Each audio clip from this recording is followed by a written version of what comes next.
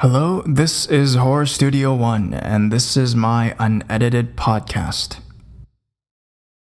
Hello, guys. This is your host, Horror Studio One, coming to you once again with the podcast. So, recently, don't ask me how I found this. Okay, fine. I was researching for like a project, and I happened to find this very specific video. Basically, a Japanese porn video. But what's so unique about this Japanese porn video? It had a black-eyed kid in it. Not like a child, but like a black-eyed woman.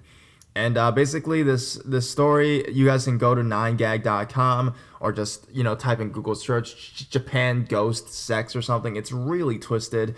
I watched it, a little bit of it. It's like, damn, like, what is the situation? It's like, I guess, a fetish in Japan where they have sex with ghosts and stuff. So the story goes that this woman is basically, it's a woman, okay? Her face, it should be the thumbnail of this video. Basically, her face is very, she's a ghost. She's a black-eyed person. And then she's just like, the movie opens up like The Exorcist. Like, she's like, her back's like twisted and she's like on all fours, like just like walking around. And then, of course, a bunch of men come inside and they come inside, essentially. And then there's a part 2 to the story where it's another ghost where they imitate The Ring, where this woman with like long ass hair walks, or climbs out of the toilet or something, and then starts crawling over to this person's bed. And then obviously afterwards, she doesn't scare him. She does more than just to scare him. So I just want to talk a little bit about like the black-eyed kids phenomenon and some creepy stories. I found a couple stories with the black-eyed kids. I'm going to read them to you. This one's called The Midnight Caller.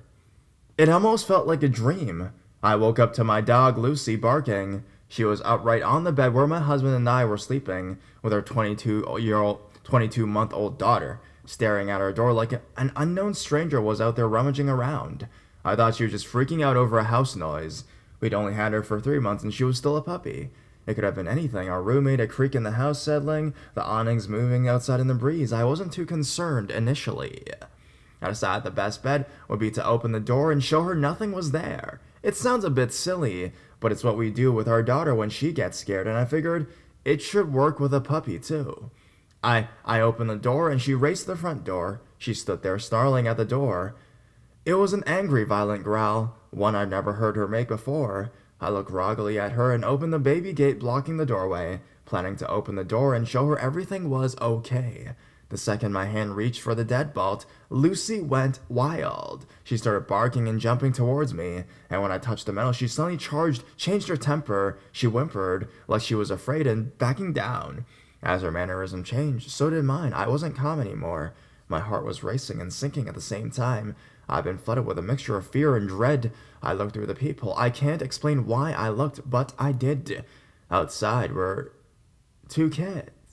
One was just a smidgen shorter than me, and didn't look much younger. I'm 21, and she looked to be about 16 or 17. She was slender and pale.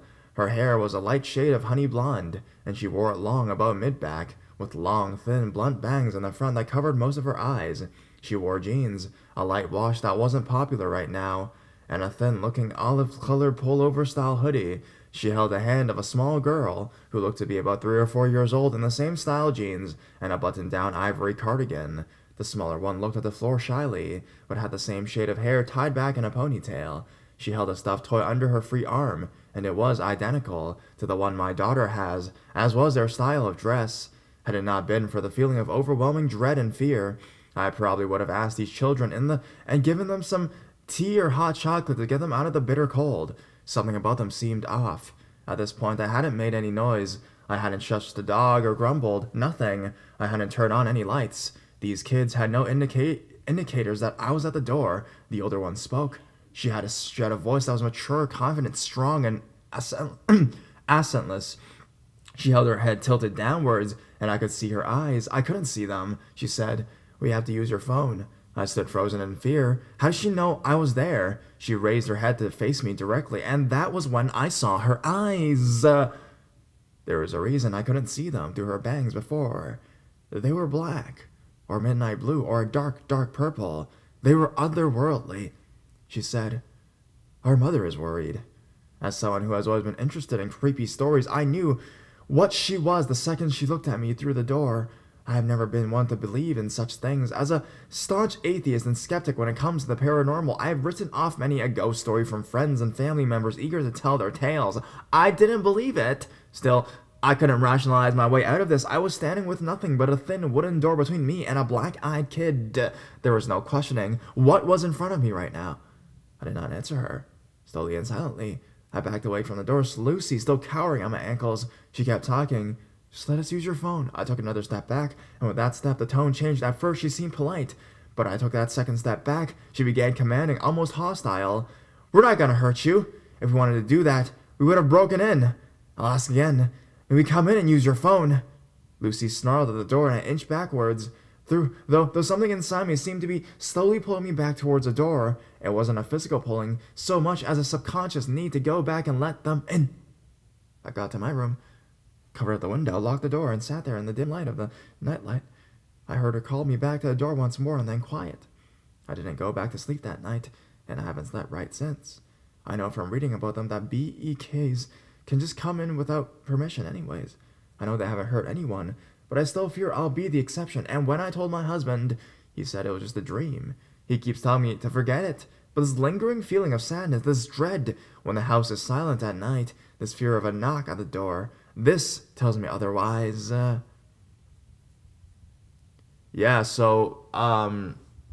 Basically, this is the Black Eyed Kid Legends. I made a couple of videos back in the day, around 2015, 2016, about them. You guys can definitely go check it out. That porn, if you're a kid, don't watch it, but if you're over 18, watch specific parts. Your mind will be blown. Or just watch, Google it, and there's like articles online about it, about like weird Japanese culture. Definitely go and check that out if you guys have not. That is quite an interesting Japanese subculture. There's some weird stuff over there, man. Sorry, just got a sip of tea. Let's read one more story. Bus encounter. I was riding the bus back home after work. It was about at 1 a.m. I'm a security guard and often work odd hours. So I'm sitting there and this guy gets on, sits across from me. He was wearing a suit, had a briefcase, regular looking guy in his 20s. What struck me about him at first was that he was chewing a cigar, not smoking it. You can't smoke on the bus. So I was just looking at him while he stared out the window and chewed a cigar, and all of a sudden he turned and looked at me. His eyes were pitch black, just as you described.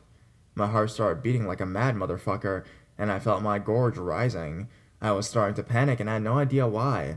I was just pants-shittingly terrified of this guy. Then he grinned at me, and his teeth were all covered in tobacco bits and brown juice. The cigar clamped between them. I almost screamed, but instead, I had the pretense of mind to just get up and take the seat right behind the driver. I calmed down a bit after that, but I kept an eye on the guy. He ended up chatting with some girl I got on, and they were still talking when I got off. I later convinced that he was just trolling me, having fun with a pair of contacts. Now I wonder. Yeah, I'm thinking about that, like the contact stuff. I'm thinking about the scene. I'm sorry, guys, my mind keeps going back there. That scene of that Japanese, thing. What would it feel like?